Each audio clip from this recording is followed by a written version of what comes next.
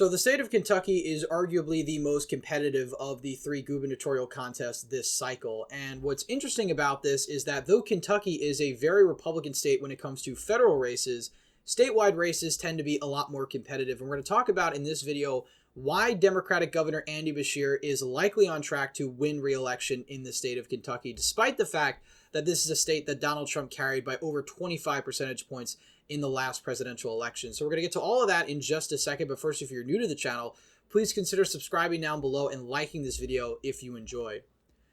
So this is really one of the only competitive statewide races of this year's elections. Mississippi is probably going to be likely, if not even bordering along safe Republican.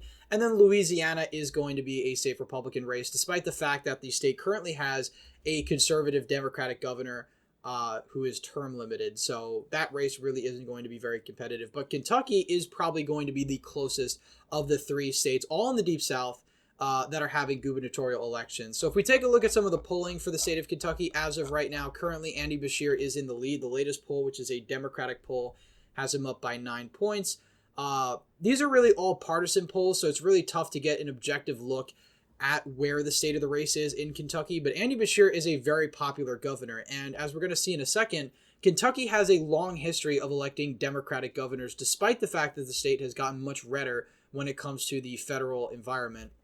You know, Daniel Cameron's highest poll here so far is a Signal poll, which is a very right-leaning poll, which has him tied at 47%. But all the rest of these polls show a pretty distant race between the two candidates. It looks like Andy Beshear is running away with it. Now, I don't expect the race to be that lopsided come November. There's still going to be a certain degree of partisanship that plays in this race, even despite the fact that Andy Beshear is a fairly popular governor. If we go back to 2019, for instance, Andy Beshear won incredibly narrowly against Matt Bevin, beating him by less than half a percentage point. And this was mainly due to the fact that Matt Bevin had really annoyed the teachers in the state. He'd passed pension reform, was one of the most unpopular governors in the country at the time. And even despite that, he only barely lost. That really goes to show you how much partisanship plays in the state of Kentucky. Southern Kentucky is historically and ancestrally heavily Republican. It always has been, even going back to the 1920s and prior. This area has always been extremely Republican, but it's Eastern Kentucky, the rurals in Eastern Kentucky mainly,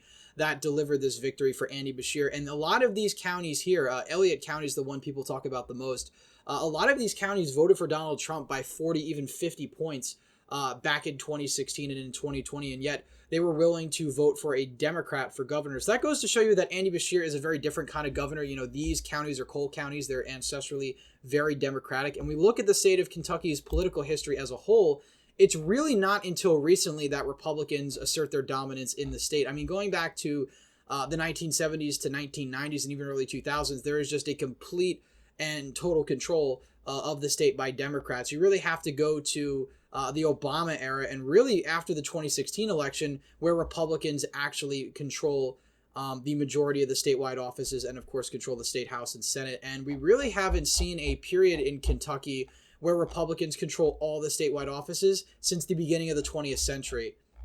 So that goes to show you just how blue this state used to be. And obviously politics are a lot different now than they were then, but there still are a lot of voters, particularly in coal country and rural Kentucky, that see these sort of Bevin Democrats, these more conservative Democrats, in a different light than the National Party. And Andy Beshear really isn't that much of a conservative Democrat, especially compared to somebody like John Bel Edwards, who's pro-life, who's pro-gun. You know, Andy Beshear is more of a quiet character. He allowed, I think, Kentucky to become an open carry state without his signature, something like that with the gun issue. So he's sort of been more of a hands-off governor rather than more of a conservative Dem who's really worked with the Republicans a lot. But, you know, Andy Beshear is definitely to the right of your mainstream Democrat. And he also comes from a famous family. You know, Stephen Beshear was his father. He was elected governor in 2007 and then overwhelmingly reelected in 2011. So Kentucky has never actually had a two-term Republican governor, despite the fact that the state allows candidates for governor to run for consecutive terms. So we haven't seen anything like that in the state of Kentucky, despite the fact that it is a deep South state. And, you know, Democratic governors often get reelected in Kentucky, but Republican governors have never gotten reelected in Kentucky. So that just goes to show you that despite federally Kentucky being a very Republican state, it has a much sharper blue tinge than any other state in the Deep South. And it was one of the last states to actually have Republicans flip the state legislature in the Deep South. You know, many of the other states, Alabama, Mississippi, South Carolina, a lot of their legislatures became solidified during the Obama era, really in 2010 and then again in 2014. But in Kentucky, it really took until 2016 for Republicans to actually take full control of the state, at least the legislative bodies. But now let's take a look at the state of the race as a whole. We took a look at some of the polls, but we take a look at some of the issues that the candidates are running on. One of the biggest issues in this race was actually abortion. And surprisingly enough, even though this is a very socially conservative state, that might actually end up hurting Republicans in the state of Kentucky. But if we take a look at a constitutional amendment that was rejected back in 2022, it really goes to show you that even in a deep red state like Kentucky, the full pro-life position with no exceptions is not popular, even in the Deep South, even in a state like Kentucky. This amendment was rejected 52-47, which basically stated that there was no right to an abortion or any requirement to fund abortion.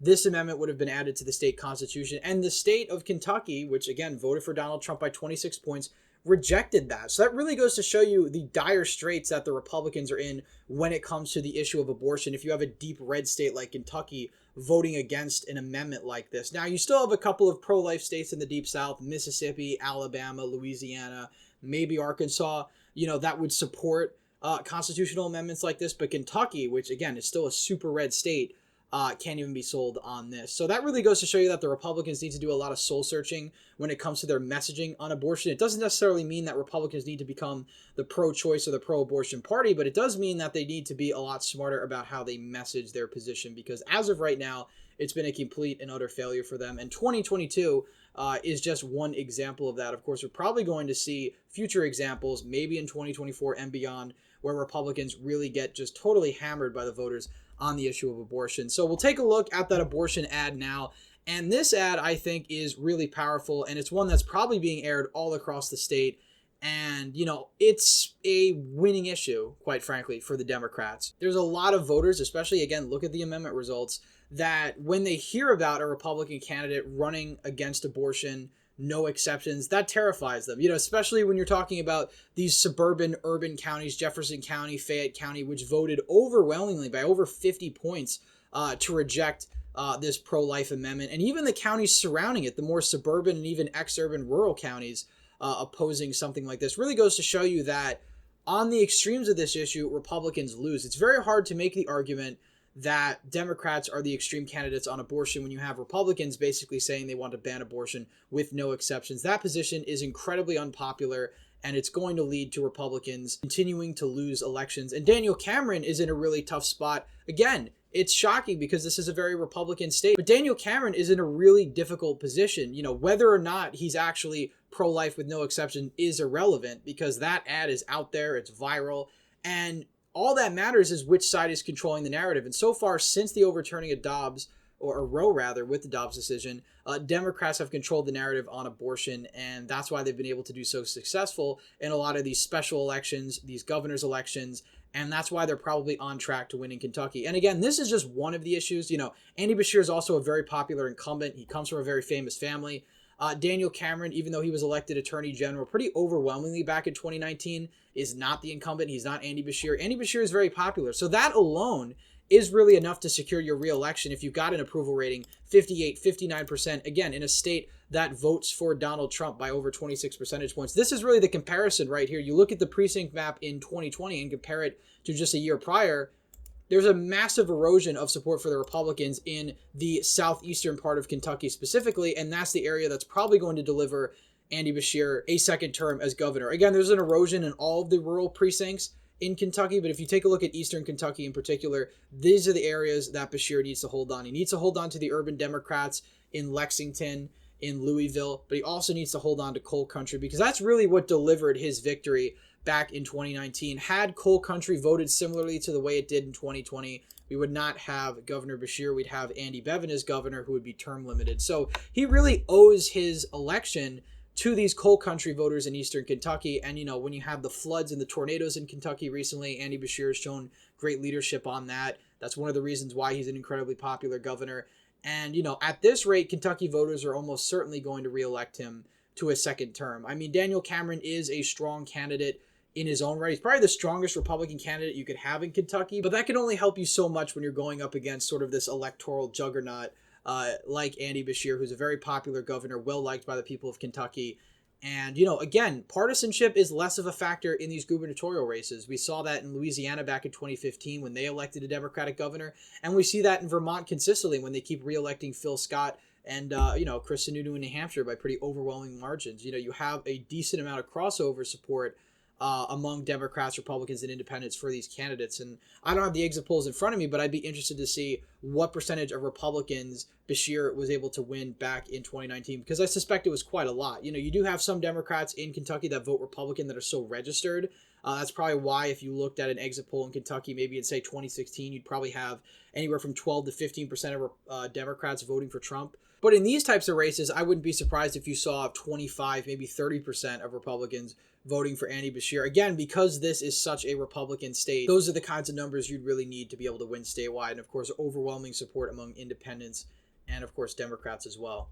So really, to sum it all up, Andy Beshear is in an incredible position to win re-election. I wouldn't even be surprised if Daniel Cameron underperforms expectations. The polling has him down a decent amount. I wouldn't even be surprised if you see Beshear win this race by 5 or 6 points. Again, he's a very popular governor, and despite the partisanship, he has shown to be electorally viable, not just in urban centers and suburban counties, but even rural counties in eastern Kentucky. I guess the real question will be, will he be able to actually expand the map in his re-election bid? In fact, even be able to flip more of these counties in eastern Kentucky? Or are we going to see a sort of effect where you have Andy Beshear do better in the suburban and urban counties because of the abortion issue and actually do worse in rural Kentucky but end up still winning? That's really, of course, up in the air. So anyway, that's it for today's video. Please leave a thumbs up if you enjoyed, subscribe to the channel, hit the bell notification so you don't miss any more videos I put out. As always, again, thank you all for watching, and I hope to see you in the next one.